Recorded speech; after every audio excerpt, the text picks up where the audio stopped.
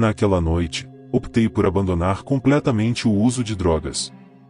Sou o Mike, e aos 19 anos, acreditava entender o mundo, mas estava enganado. Meu amigo conseguiu alguns psicodélicos indianos, supostamente usados por sábios para se aproximar de Deus. Eu tinha minha própria abordagem para lidar com questões espirituais. A jornada começou como qualquer outra, com cores vibrantes e uma dissolução dos limites físicos da minha consciência. No entanto, algo mudou desta vez. Uma sensação sombria me atraiu para algo inexplicável. Encontrei-me diante de um espelho, que não era mais apenas um reflexo da realidade, mas uma porta para um reino que preferia nunca ter descoberto. Ao olhar para o espelho, fui atingido por uma onda de horror ao ver o rosto de uma mulher contorcido em agonia emergir das profundezas. Seus olhos transmitiam um desespero eterno, fixados nos meus, enquanto sua voz ecoava através da minha alma, pedindo ajuda. Suas mãos batiam no vidro, criando ondulações como se o espelho fosse a superfície de um lago perturbado. Recuei, com o coração disparado, incapaz de desviar o olhar. A sala escureceu ao meu redor e o espelho começou a revelar mais do que apenas meu reflexo. Uma criança de menos de 6 anos apareceu ao lado da mulher. Seu rosto se distorceu em um grito silencioso enquanto ele caía repetidamente, nunca alcançando o chão, mas perpetuamente preso em um ciclo de terror. Quase pude ouvir o som de sua queda, um sussurro de ar que gelou minha espinha. "Quem é você?", consegui pronunciar, minha voz trêmula. "Nós somos os aprisionados", respondeu a mulher. Sua voz era uma tristeza melódica que puxou as bordas da minha consciência, obrigando-me a reviver nossos horrores, incapazes de encontrar a paz. Eu queria correr para escapar do medonho das visões no espelho, mas algo me manteve no lugar. Era um fascínio mórbido, uma necessidade de entender. A superfície do espelho ondulou novamente e um novo horror tomou forma, um homem, seu corpo coberto por correntes emaciadas enroladas em seus membros, arrastando-se em minha direção. Seus olhos eram cavidades de desespero e, a cada movimento, as correntes rasgavam sua carne, deixando rastros de sangue etéreo. "Liberte-nos", ele disse com a voz rouca, uma desafinação de dor e súplica. Recuei, minha mente se recuperando do ataque de suas existências torturadas. O ar de repente ficou mais frio, um abraço frígido que parecia o toque da morte em si. "Por que?", sussurrei, minha voz perdida na tempestade crescente de seu desespero. "Você nos vê, você pode nos libertar, mas como eu poderia?" Foi uma jornada louca. Comecei a rir e, de repente, a superfície do espelho se acalmou, mostrando meu próprio reflexo mais uma vez. Acordei no dia seguinte em uma estrutura desgastada, onde os rapazes de toda a cidade vinham para ficar chapados. Diante de mim estava o mesmo espelho da viagem. As memórias da noite arranharam as bordas da minha consciência de repente. Tudo parecia um pesadelo, uma criação da minha mente estimulada pela viagem psicodélica. No entanto, os ecos de seus apelos permaneceram como um lembrete constante dos horrores que testemunhei. Passei dias, até mesmo semanas, incapaz de afastar a sensação de que o que eu tinha experimentado era mais do que apenas uma alucinação. Era um chamado para uma responsabilidade que eu estava com muito medo de aceitar. Enquanto o sol mergulhava abaixo do horizonte, sombras dançavam como espectros em meu quarto. Eu sabia que não poderia mais ignorar, não podia mais evitar. Tive que voltar para o espelho, enfrentar a escuridão e encontrar uma maneira de libertar as almas presas dentro dele. Mas nada poderia ter me preparado para a verdade que me aguardava, uma revelação que mudaria para sempre minha compreensão do mundo e meu lugar dentro dele. Naquela noite, fiquei chapado pela última vez, com uma resolução estranha e intrínseca ao meu ser. Aproximei-me do espelho novamente, e a sala pareceu diminuir como se a própria luz hesitasse em testemunhar o que estava por vir. Meu reflexo olhou para mim, um espectro do garoto que, sem saber, havia cruzado para o reino amaldiçoado. Estendi meus dedos, roçando a fria grama, esperando ser puxado para dentro do abismo. Em vez disso, a superfície ondulou e a mulher apareceu mais uma vez, sua expressão carregada de solene gratidão. Você voltou, ela sussurrou. Eu quero ajudá-lo, mas não sei como. Com uma voz mais clara agora, como se meu reconhecimento lhe desse força, ela indicou um isqueiro, um pacote de sal e uma vela. Aqui estão as chaves, disse. As instruções eram enigmáticas, mas ressoaram com uma verdade inegável. Olhei para baixo e vi uma sacola em minha mão, contendo um isqueiro, um pacote de sal e uma vela. Loucamente, nem me lembrava de tê-la comprado. A mulher me guiou, sua voz um farol na escuridão invasora. Coloquei a vela diante do espelho, cerquei-o com sal, mas, assim que estava prestes a acender, parei. Não sei o que era, mas senti um puxão. Disse apenas que algo não estava certo. Ainda estava em viagem, o mundo girava ao meu redor, minha temperatura corporal subiu de repente via cores que nem sabia que existiam. Então vi os olhos dela, cheios de antecipação, em acenda-o, liberte-me, liberte-nos. Mas não consegui. Algo me puxava embora. Nos liberte, ela pronunciou novamente. Minhas mãos tremiam. Nos liberte desta vez, ela gritou impaciente como sempre. Movendo-me instintivamente para trás, foi quando ela rugiu. Seus lábios se abriram, revelando uma fileira de dentes afiados em forma de pinça, com as gengivas projetando-se. A criança também emergiu atrás dela, olhos negros como o espaço, pele pálida. E então o homem chegou, com sua pele deteriorada e descascando, pendurada nos ossos. Ela chorou, a criança chorou, o homem chorou, e naquele momento, estava tão assustado quanto poderia ser.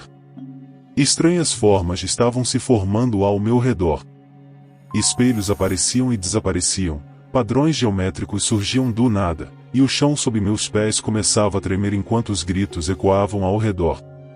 Sentia toda a casa estremecer, e então vi a mulher batendo na parede do espelho. Desabei na escuridão, meus olhos perdendo o foco. Quando recobrei a consciência, o quarto estava iluminado, a atmosfera opressiva se dissipando como a névoa ao amanhecer. Encarei meu reflexo naquele espelho sujo à minha frente, ainda sentindo arrepios, buscando algum sinal dos horrores que testemunhei. Porém, só me vi ali, meus olhos arregalados refletindo uma mistura de medo e espanto. Culpei os efeitos dos psicodélicos, por mais real que tudo parecesse na época, convenci-me de que havia sido apenas uma alucinação, uma viagem ruim induzida pela substância. Entretanto, mesmo com o passar do tempo, uma parte de mim não conseguia libertar-se da sensação de algo profundamente perturbador e assustadoramente real. A verdadeira compreensão do que acontecerá só veio quando encontrei um antigo diário, coberto de poeira, escondido sob as tábuas do chão do meu quarto. Pertencia ao antigo morador, uma jovem envolvida com o ocultismo. Nas páginas, ela descrevia o espelho, uma relíquia de família, e seu poder de aprisionar as almas dos mortos, forçando-as a reviver seus tormentos. Ao lado, havia uma foto do marido e da criança. O que presenciei naquela noite não foi uma mera alucinação. Esta história começou como uma escapada de fim de semana para uma cabana isolada no coração da floresta, imersa na fascinação da natureza intocada. Minha amiga Estela sugeriu que tentássemos algo novo, algo para quebrar a monotonia de nossas rotinas diárias. Esse algo novo era um psicodélico conhecido por desbloquear as profundezas da mente. Estávamos em busca de iluminação, ou talvez apenas de uma história para contar. Quão ingenuamente dançamos à beira de um pesadelo insondável.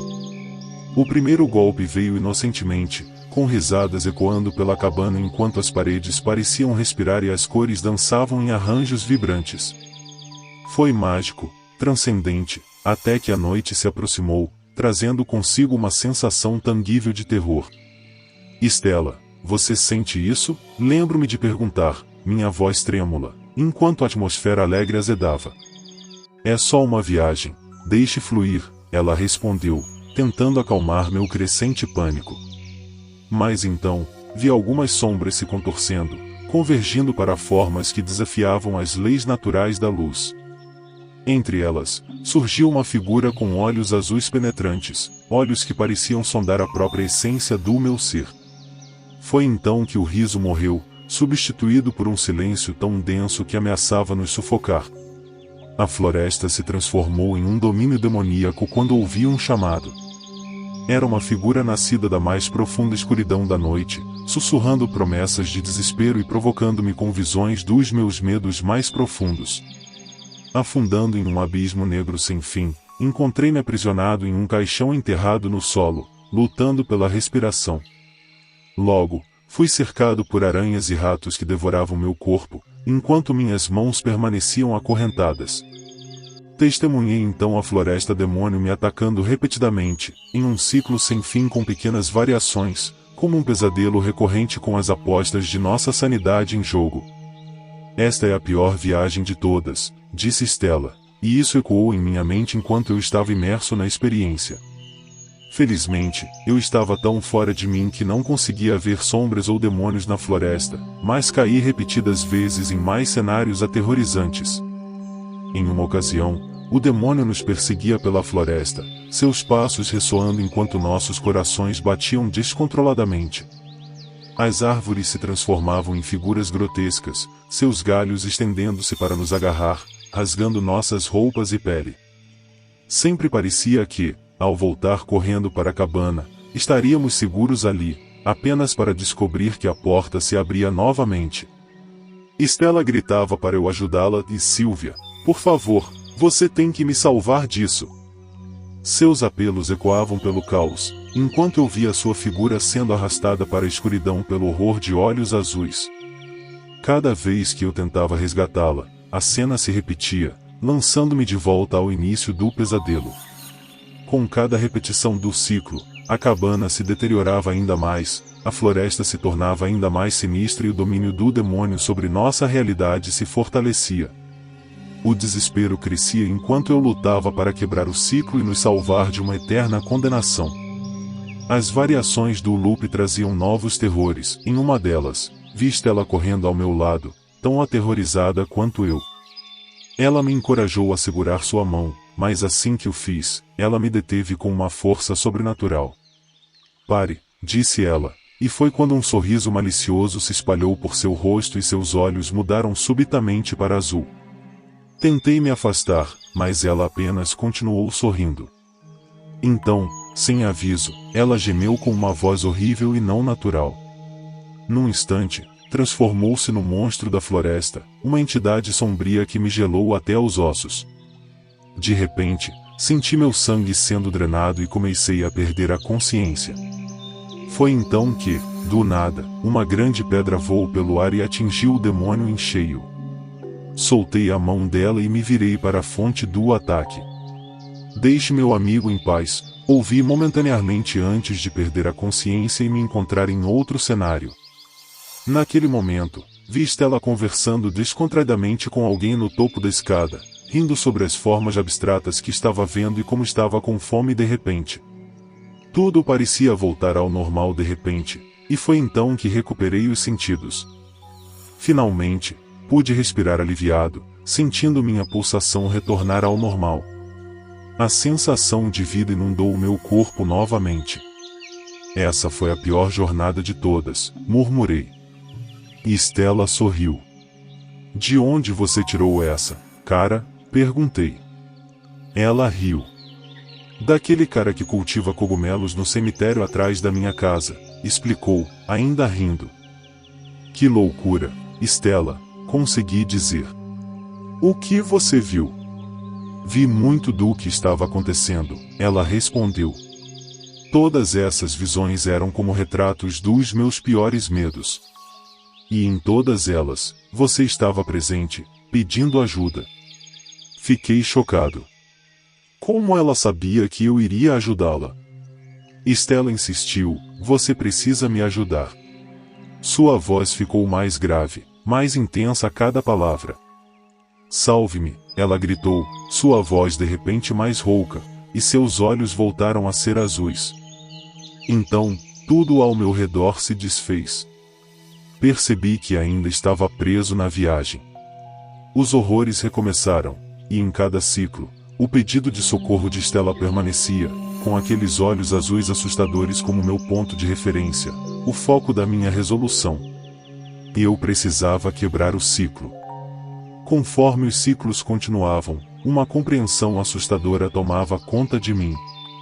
Cada visão, não importa quão distorcida ou surreal fosse, refletia uma verdade interior, uma parte de nós mesmos que preferimos não enfrentar. O psicodélico não apenas abria as portas de nossas mentes, mas as arrebentava, expondo-nos aos elementos de nossa psique que não estávamos preparados para encarar. Então, sem aviso, o ciclo foi interrompido. O fim abrupto foi tão desconcertante quanto os próprios ciclos. De repente, me vi deitado em um quarto estéril de hospital, o som monótono dos monitores preenchendo o espaço onde antes havia a floresta. O estranho silêncio que sucedeu à jornada alucinante, prometendo iluminação, acabou por me lançar à beira da loucura. Um coma se seguiu, durando um mês, enquanto eu lutava para recuperar fragmentos de consciência do pesadelo que se agarrou a mim. Os olhos azuis do demônio permaneceram vívidos na minha mente, destacando-se como um lembrete palpável do terror que me envolveu naquele loop interminável. Ainda assim, à medida que a névoa do sono e das drogas se dissipava, um sentimento de vazio se instalava no meu peito. Stella, murmurei, minha voz mal passando de um sussurro. Foi a primeira palavra que pronunciei após retornar à vida. A enfermeira que ajustava o intravenoso fez uma pausa e olhou para mim, uma mistura de alívio e tristeza refletida em seu rosto. Você está acordado. Não tínhamos certeza de quando ou se você sairia disso, disse ela suavemente, oferecendo-me um sorriso gentil, mas que não alcançava seus olhos. Havia algo lá, uma sombra de algo não dito.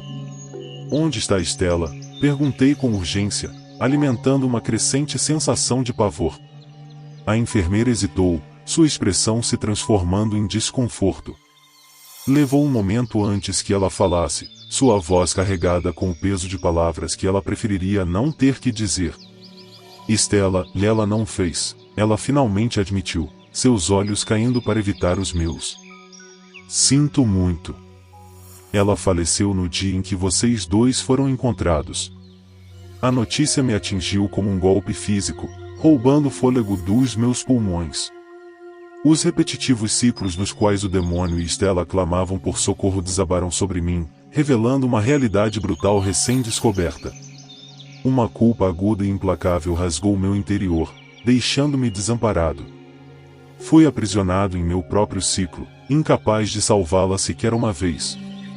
No entanto, foram as palavras seguintes da enfermeira que me deixaram arrepiado até o âmago, assombrando-me para sempre.